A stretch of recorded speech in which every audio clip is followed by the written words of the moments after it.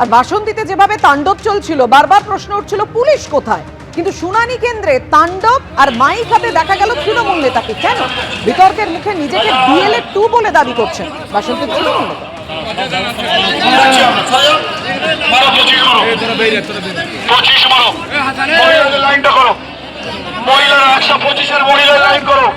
কাগজপত্র গুলো নিয়ে এসছো, প্রত্যেকটা কাগজে সই করে হাতে ধরে রাখুন। যে কাগজটা জমা দেবে, দুটো কাগজ, একটা আগের কাগজ রিসিভ এবং নতুন যে হিয়ারিং এর ফরম দিয়েছে, একটা কাগজের উপরে কিন্তু তোমাদেরকে রিসিভ লিখে সই করে দেবে। সহ্য ভাই ভাই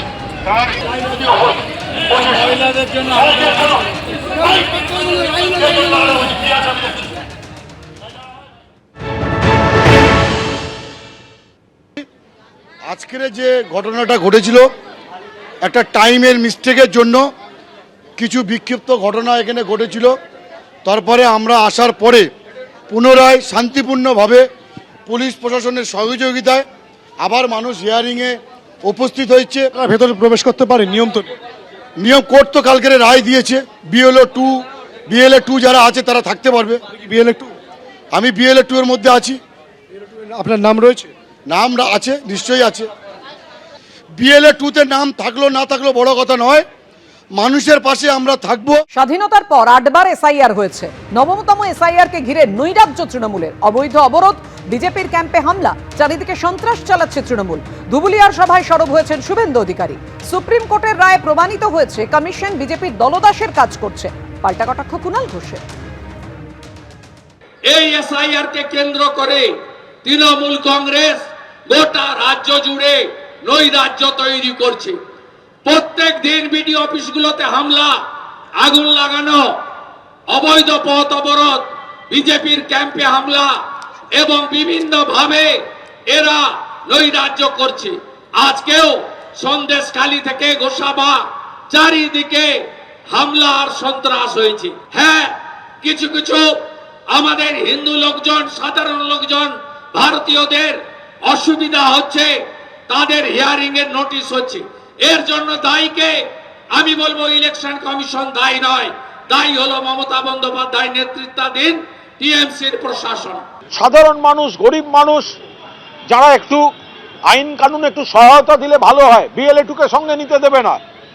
সুপ্রিম কোর্টের রায় তো প্রমাণিত হয়ে গেছে যে নির্বাচন কমিশন অন্যায় কাজ করেছে, বিজেপির দলদাসের কাজ করেছে।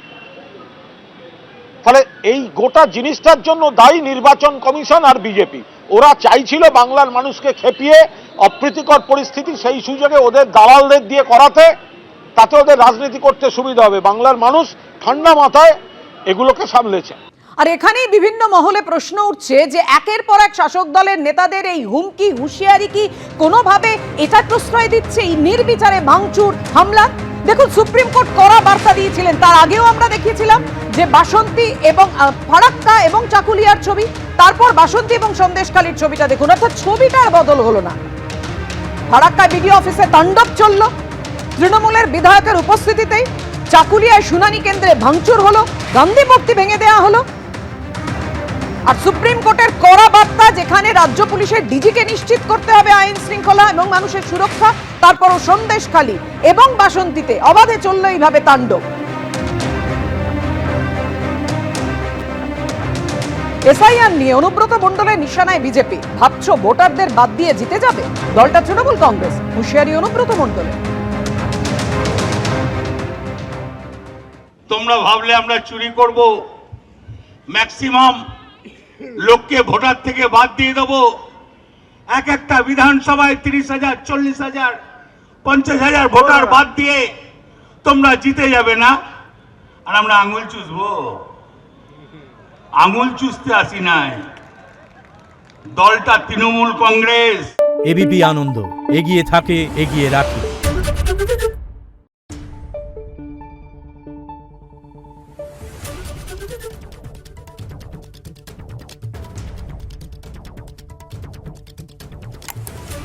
Thank you.